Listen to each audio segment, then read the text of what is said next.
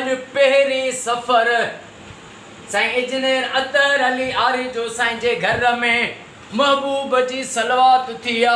साईं खैर केवा न्याज केवा अजो को अतर अली साईं जो खैर अजो की गुलामी पंजी बारगाह में खैर उहद जबल जेडो लिखण कबूल फरमा आमीन। ओ मौला तोखे वास्तो वा इमाम हुसैन जी नंढड़ी न्याणी अम्मा मासूम बीबी सकीना जो वास्तो थी हे घर ऐं घर वारा अमड़ियूं न्याणियूं अम्मा मिठी क़यामत ताईं आबाद फरमा ओ मौला हिननि जे रोज़ी रिज़्क़ में पोखुन में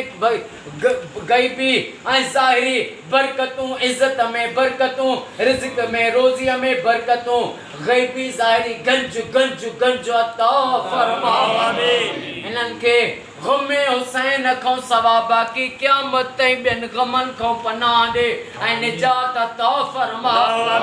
साईं कमरदीन आरी जो साईं खे साईं जे बचड़नि खे क़यामत ताईं आबाद फरमा ओ मौला साईं इंजीनियर अतर अली आरी जो साईं जंहिं जे लाइ बि अॼु दिलि में सोचनि था ओ दिलनि जा मालिक अली असगर जो वास्तो थी साईं जे दिलनि जूं जा जंहिंजे लाइ बि दुआ जे लाइ सोचनि था उन्हनि जा क़यामत ताईं बेड़ा पार फरमा ओ मौला ए करीम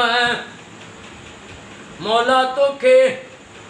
अम्मा सानिए ज़हरा सैयदा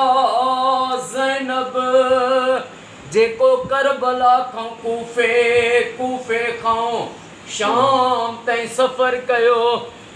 उन मज़लूमन जे सफ़र जो वास्तो थी अॼु जंहिं मूंखे दुआ जे लाइ चयो आहे उन्हनि सभिनी जो ऐं मुंहिंजो बेड़ो तार साईं एडवोकेट मुजाहिद हुसैन फुलपोटो साईं खे साईं जे अबे अम्मा के बचड़नि के भाइरनि के इमाम सजाद जे सदके सेहत ऐं वॾी हयाती अता फरमा गुलाम शबीर अब्बासी साईं के रोज़ी में ज़ाहिरी ऐं गैबी गंज अता फरमा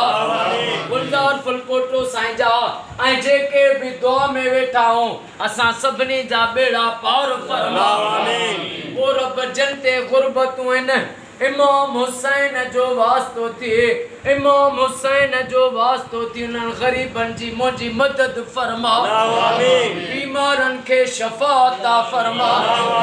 बे औलादनि खे औलाद अता फरमा बचड़ी वालनि खे मौला जन खे न नौकरी न रोज़ी न दुकान ओ मौला उन्हनि मिस्कीननि खे नबी सरदार जे न्याणियुनि जो वास्तो थी रोज़ी अता फरमा इन्नल्लाह व मलाइकतहु युसल्लूना अलल नबी सल्लल्लाहु अलैहि वसल्लम या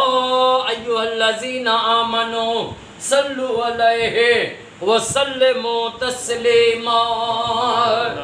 अल्लाहुम्मा सल्लि अला मुहम्मद व आल मुहम्मद ला इलाहा इल्लल्लाह मुहम्मदुर रसूलुल्लाह नारे हैदरी